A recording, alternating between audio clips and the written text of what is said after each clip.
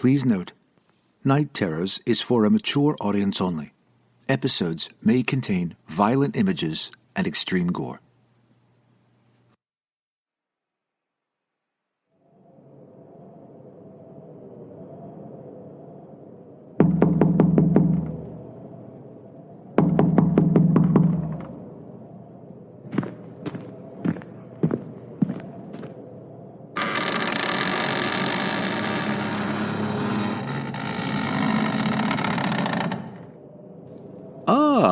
You're back. Welcome. Tonight, I have a tale from the land of the rising sun, where honor and shame walk hand in hand, and a single misdeed can unleash an unrelenting fury. This story is of Lord Aoyama, a man who inherited greatness but brought only disgrace. Born into privilege, yet cursed by his own greed, Aoyama found that some legacies do not rest so easily on weak shoulders.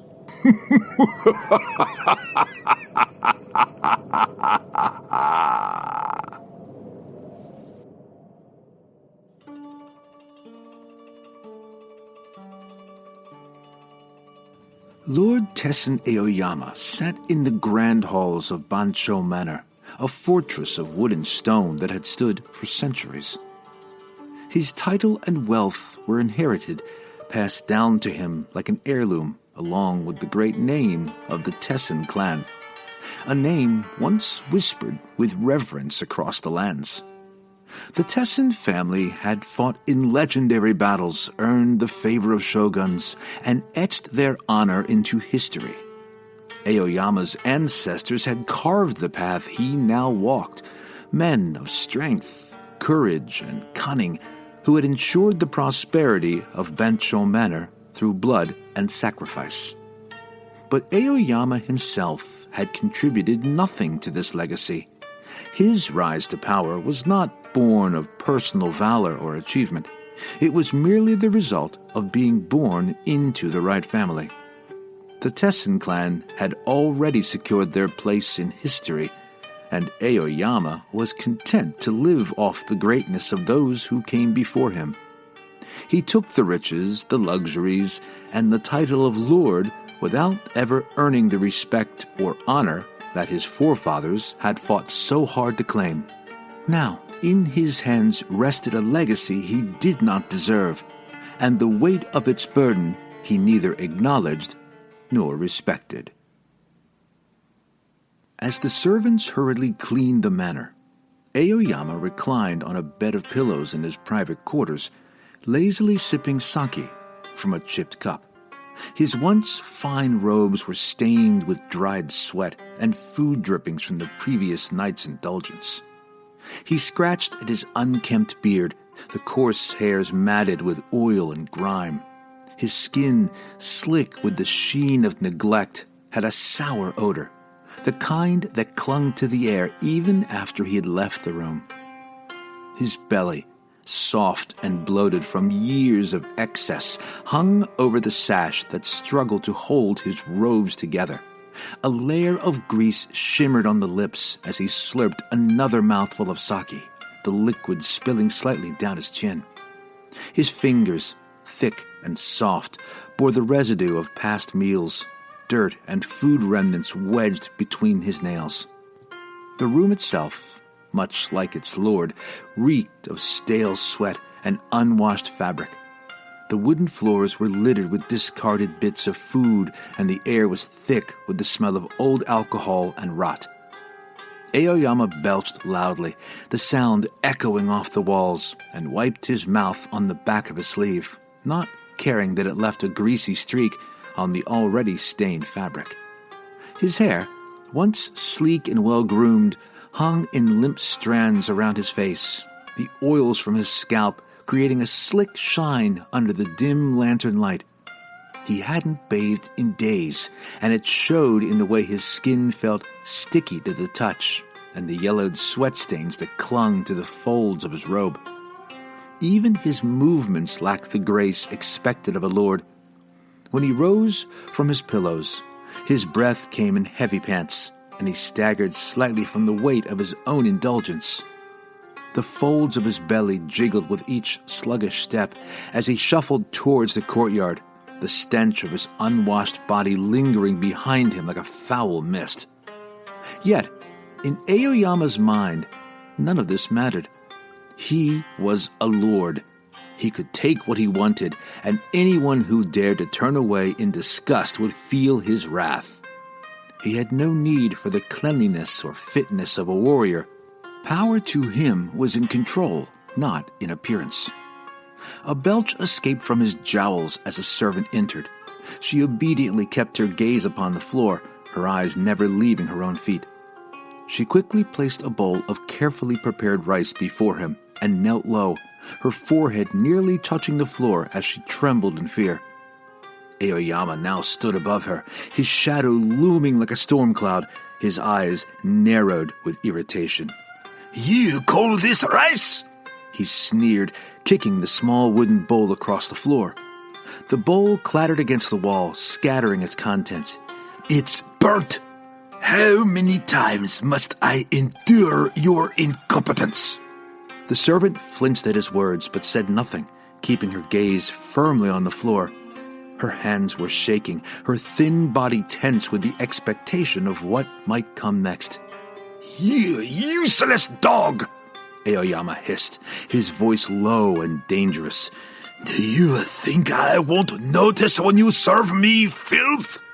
She opened her mouth to apologize, but before a word escaped, Aoyama's hand shot out, striking her across the face. The force of the blow sent her sprawling to the ground, her cheeks swelling red where his palm had landed. She whimpered softly, curling in on herself, but made no attempt to rise. "You should be grateful I even allow you to serve me," he growled, towering over her prone form. "I could have you thrown into the streets to starve, and yet you can't even manage a simple task like cooking rice properly. Pathetic." Aoyama took a step closer, the stench of his unwashed body and sake-laden breath filling the air. He grabbed a handful of her hair, yanking her head back so she was forced to look up at him, her eyes wide with terror. "Look at me when I speak to you," he snarled, his grip tightening painfully. "You will learn to obey and serve me without question, or you will suffer far worse than this." The servant nodded frantically, tears spilling down her cheeks as she tried to choke back her sobs. "Yes, my lord," she whispered, her voice breaking. Satisfied with her response, Aoyama shoved her away, sending her sliding across the floor like a discarded toy. "Now get out of my sight," he spat. "Before I change my mind and decide you're not worth keeping around." She scrambled to her feet, bowing repeatedly as she backed out of the room, her body shaking with fear. Aoyama turned his back to her, already dismissing her from his thoughts. He ran a hand through his greasy hair and poured himself another cup of sake, as if the incident had been no more than a mild annoyance.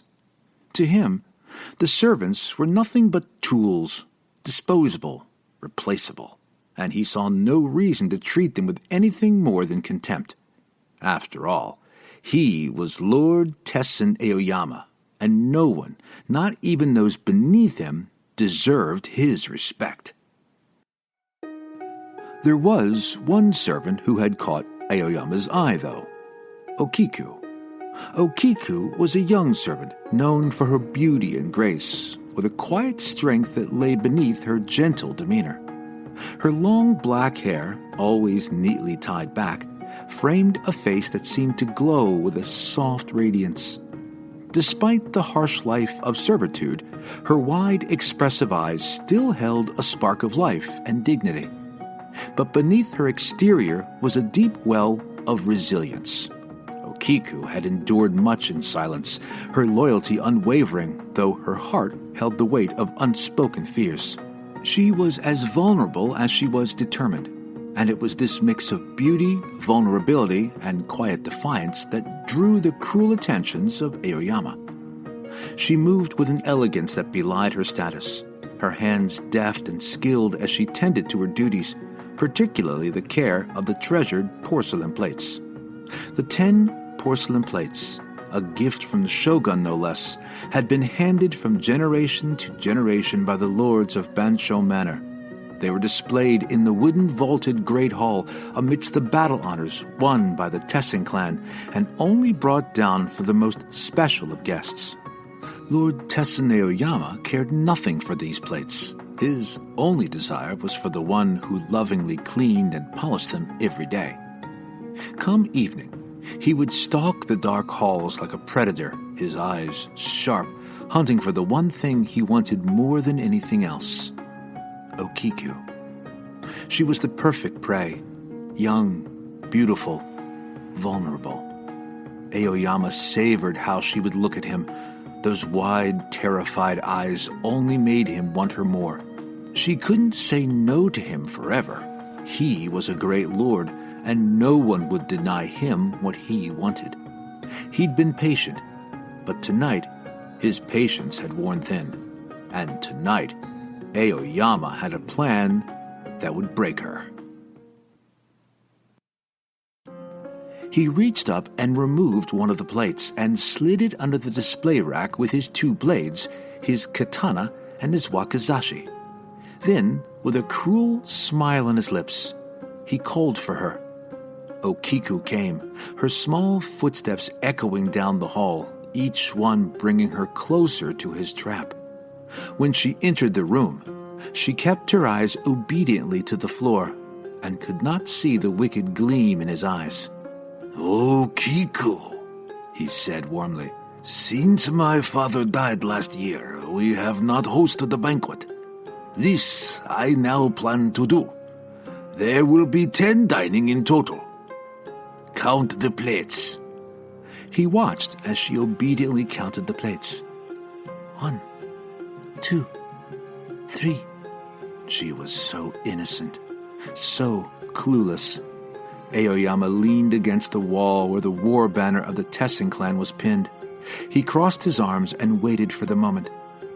7, 8, 9.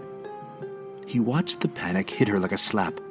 Her breath caught in her throat, and she looked up at him, desperate and afraid.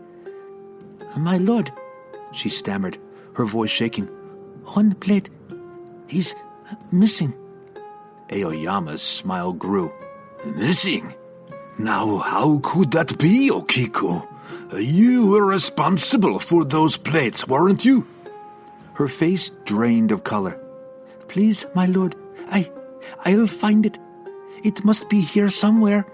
"Oh, I'm sure it is," he said, his voice dripping with mockery. "But there's another way to make this all go away." She stared at him, not understanding at first. Then the realization dawned on her, and her horror deepened.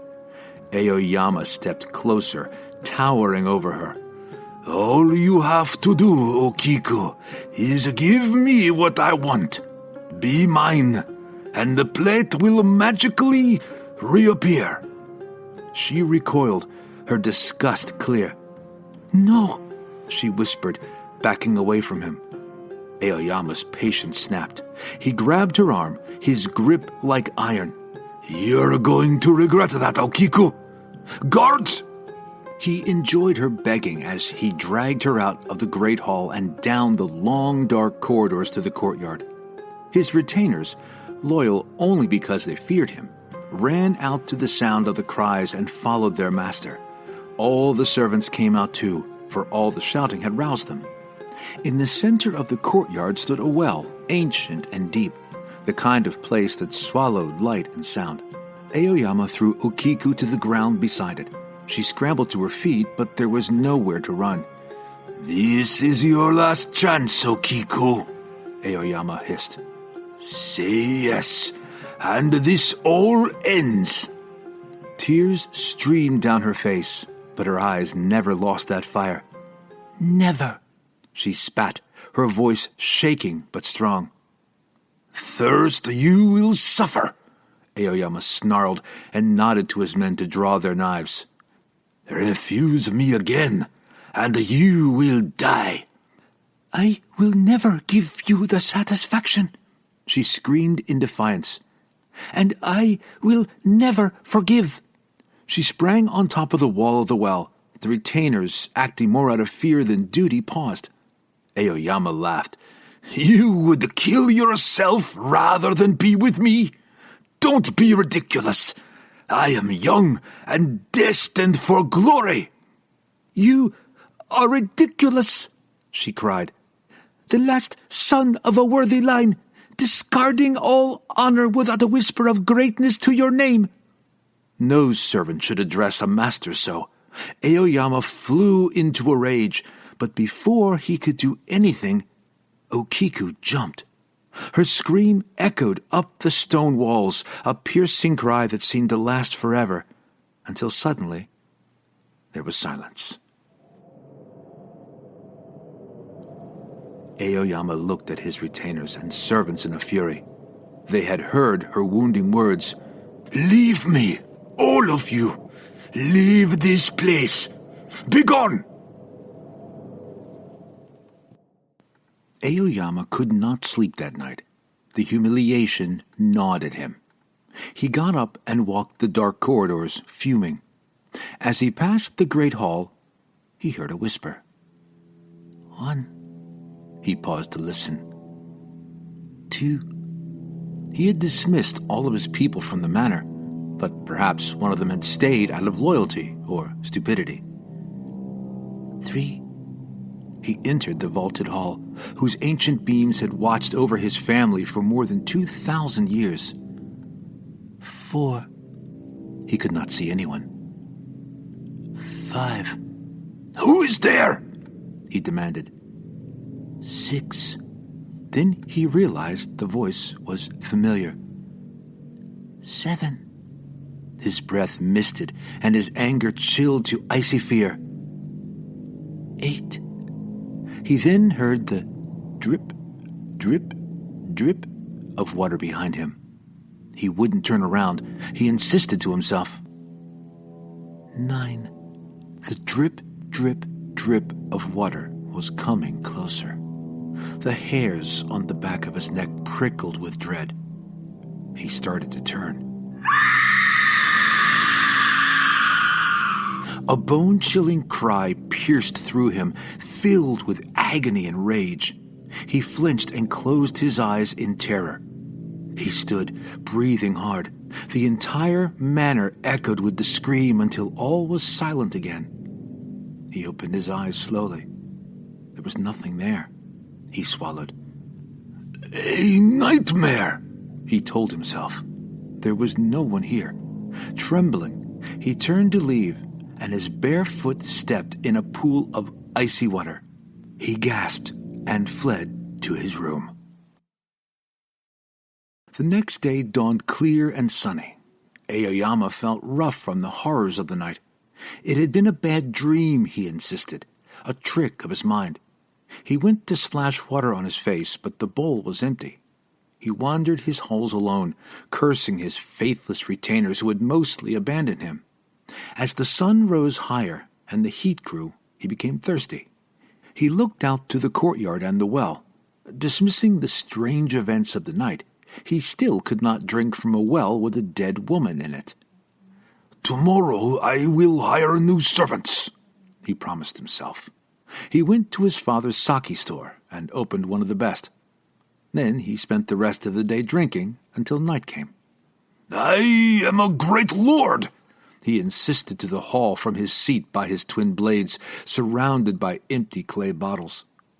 He turned to look at the war banner of the Tessin clan displayed behind him.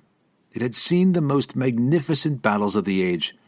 I am a great warrior, he insisted again. From a clan of heroes. A toast. He raised his sake cup. A toast to great Lord Tessin Aoyama. The hall had no response. He leaned back against where the war banner was pinned against the wall and yawned. Just as he was about to drift off to sleep, he heard a whisper, faint and distant, but unmistakable. 1. He tried to stand, but put his weight on the bottle and fell back in a heap. 2. "No," he shouted to the room. "I am the Lord here." 3. "I am Lord Tessen Aoyama, son of Tessen Katsumoto." 4. "My family fought at the Battle of Kamakura." Aoyama's voice shook as his conviction faltered. 5. "We won honors at the Battle of Ota." He cried in desperation to the vast empty hall. No one was here. No one cared. 6. His terror ignited in impotent fury. "I am a great lord!" He shrieked and hurled his sake cup into the gloomy space. 7. "This is a trick, and when I find you, I will kill you." He heard a trickle of water somewhere in the darkness. 8. He looked in panic at the 9 beautiful porcelain plates. The scream, that dreadful scream, he couldn't bear the thought of hearing it again. He scrambled for the door. 9. He skidded on a pool of cold water and fell face first onto the floorboards. For a moment, he glimpsed a foot with a tangle of waterweed. Then the scream tore through him. He pressed himself against the floor, sobbing and screwing his eyes shut until the macabre echoes had faded into the furthest reaches of Bancho Manor. He had drunk too much, Aoyama insisted to himself the next day. He felt dreadful, but managed to once again don his robes. He walked through his manor and into his family's great hall. To his surprise, he saw one of his oldest and most loyal retainers, Tomoki. Secretly, Aoyama felt relief, but he didn't show it. "You have returned despite my orders. I forgive this. Go into town, send word out for new retainers, and hire new servants. You must return to the manor before nightfall." Tomoki bowed low. "Yes, Lord." Satisfied with the assigned task, Aoyama left the hall in a much better mood, heading back to his bedroom and a new bottle of sake. Tomoki, however, lingered in the great hall, standing before the weapons rack where Aoyama's swords rested. His eyes shifted to the corridors where his lord still roamed. Tomoki sighed, the weight of his decision pressing heavily on his shoulders. He had served the Tessen clan faithfully for years, but Lord Aoyama was a disgrace, a hollow shell of the great men who came before him. His father, Tessen Katsumoto, had been a proud and honorable warrior, but now Aoyama, in his gluttony and arrogance, had stained the name of his family beyond repair. The servants whispered of his cruelties, his vile behavior, and now young sweet Okiku was dead. In his heart, Tomoki knew there was only one way for this disgrace to end. He stepped forward, his hands trembling slightly, and grasped the katana by its hilt.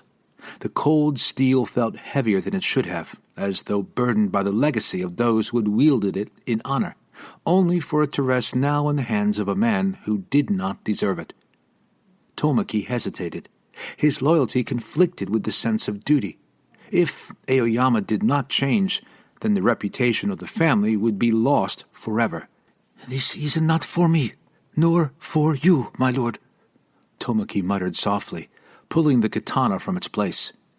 "This is for the legacy of your ancestors, for the Tessen name."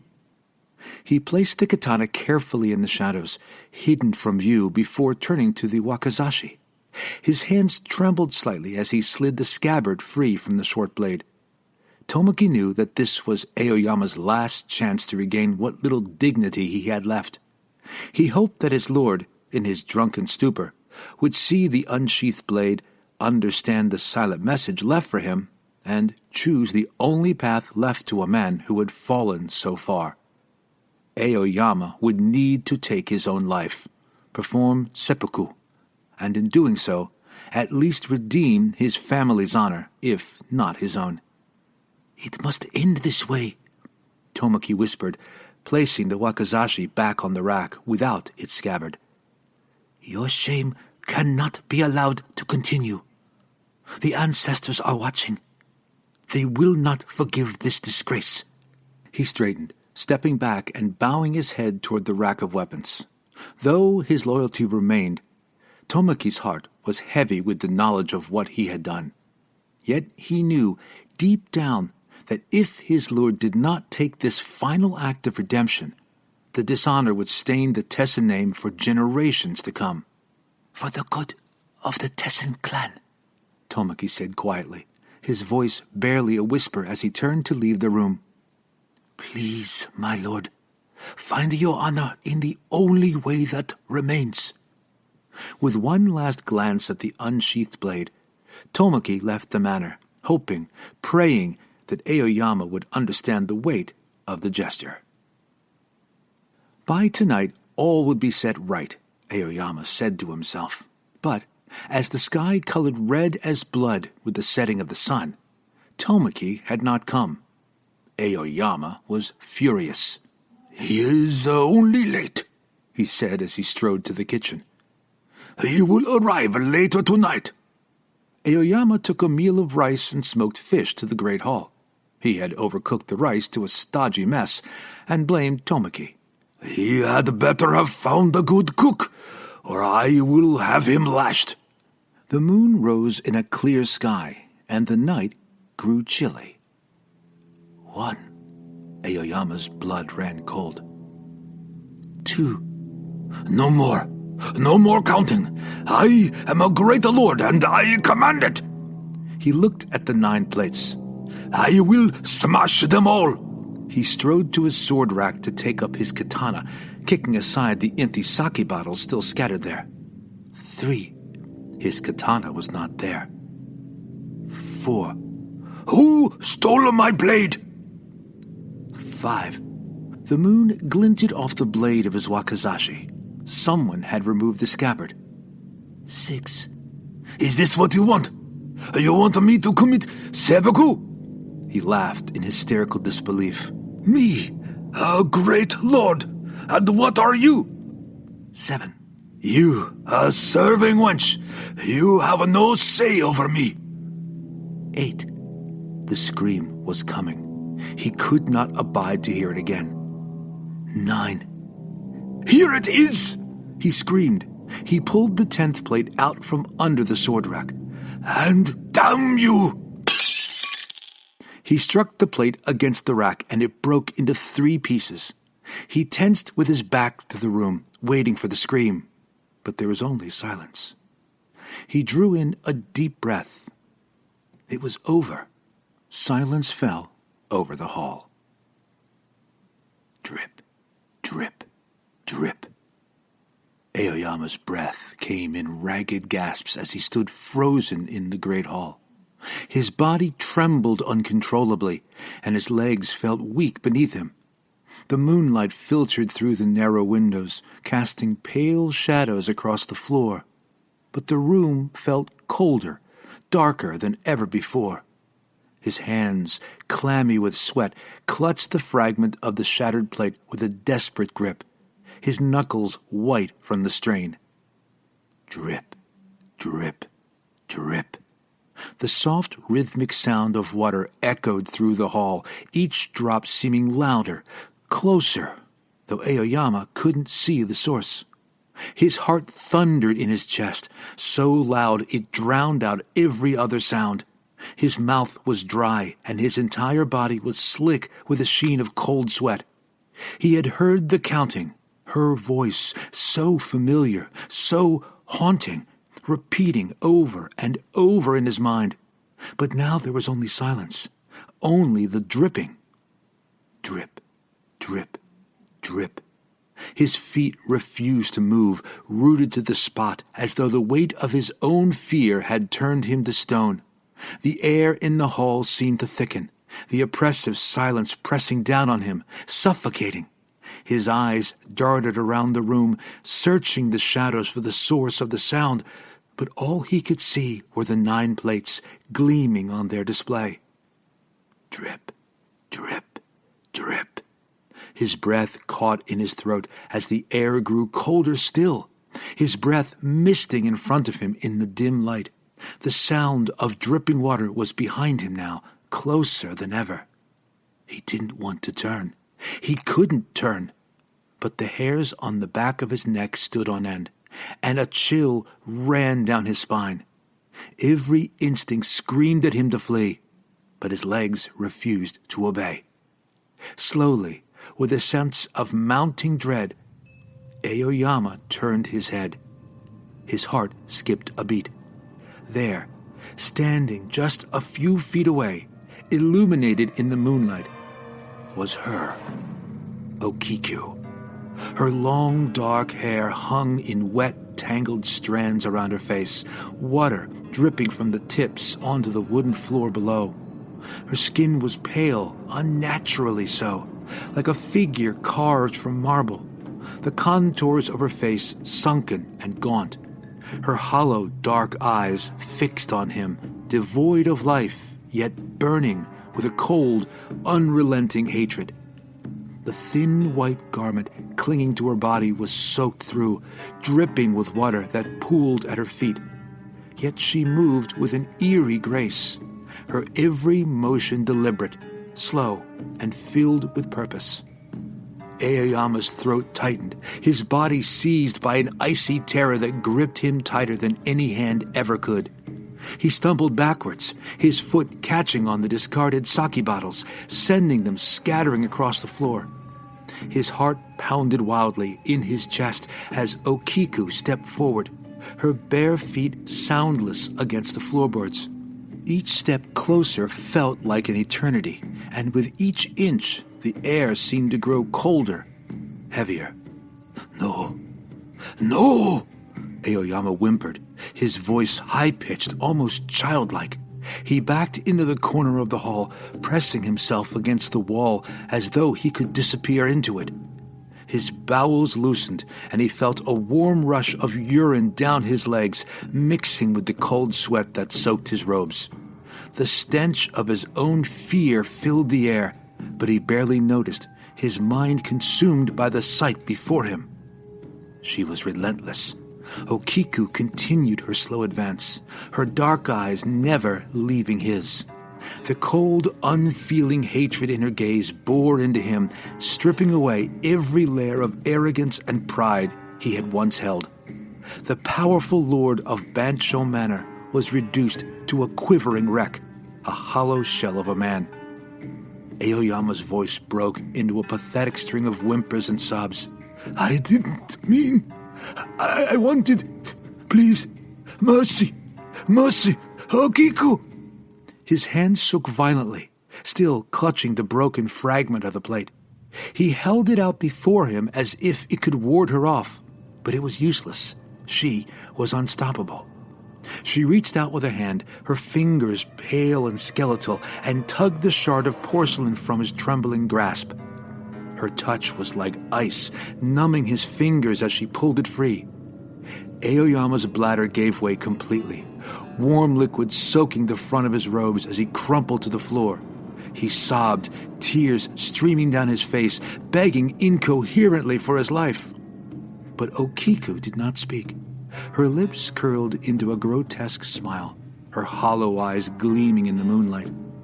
She raised the broken shard of the plate, its jagged edge glinting like a blade, and without hesitation, slashed it across his throat. A torrent of bright arterial blood sprayed from his throat, splattering the ancient battle banner of the Tessin clan behind him, staining it a deep crimson red. Aoyama's eyes widened in shock, his hands flying to his neck in a futile attempt to stop the blood that pulsed from the gaping wound. His fingers slipped on the slick, wet skin of his neck, the warmth of his own blood soaking through his hands as he gurgled, his mouth opening and closing in silent, desperate gasps. The spray of blood coated the floor, pooling around him in dark, spreading stains. Okiku stood over him, her expression cold and unmoved, as if she were watching an insect writhe in its death throes. The plate in her hand dripped with his blood, the crimson liquid running down her arm and mixing with the water that still clung to her form. Aoyama's vision blurred as the life drained from him, His limbs twitched helplessly, his strength ebbing away with every pulse of blood from his throat. He collapsed onto his side, his body convulsing in its final moments as the shadows seemed to close in around him. His final gurgling breaths echoed through the hall, and the last thing he saw before the darkness claimed him was Okiku's cold, vengeful eyes staring down at him. 10, she whispered. The fragment fell to the ground. The hall fell silent, save for the drip, drip, drip of water as it fell from Okiku's hair onto the blood-soaked floor. Tomoki, most loyal retainer to the great clan Tessen, entered the great hall. He studied his master's body, surrounded by empty sake bottles and stained with his own urine, feces, and blood. The dishonor of his death would erase him from history, or worse, make him a joke. It appeared he had slipped and gashed open his throat on a broken plate. At least many would have thought that a tragic accident. But Tomoki saw the rictus of horror frozen on his master's face. Looking at the glassy eyes, it was as if his soul was still in the grip of some eternal torment. Tomoki sighed. It was regrettable that the wakizashi had remained unused. He resheathed it and replaced the katana on the rack. Then he turned his back on his master forever and headed to retrieve Okiku's body from the well. As he carried the dead servant back to town for burial, a breeze blew through the deserted halls of Bansho Manor. Tomoki could not be sure, but he thought he heard a man shriek and cry out, "I am a great lord!" And so did many people as they passed the decaying timbers of Bansho Manor over the decades. The roof fell in, and the great timbers rotted, but still on moonlit nights, passing travelers would pause at the sound of a shriek and words cried out in desperation, "I am a great lord." And so, Lord Aoyama's grand legacy ended not with the clang of swords or the roar of battle, but with a pathetic gurgle and a puddle of his own filth. No honor, no glory, just a broken man and a broken plate. And on certain nights, if you listen closely, you might hear the ghost of a once great lord desperately trying to put the pieces back together. Spoiler, he never does. Sweet nightmares.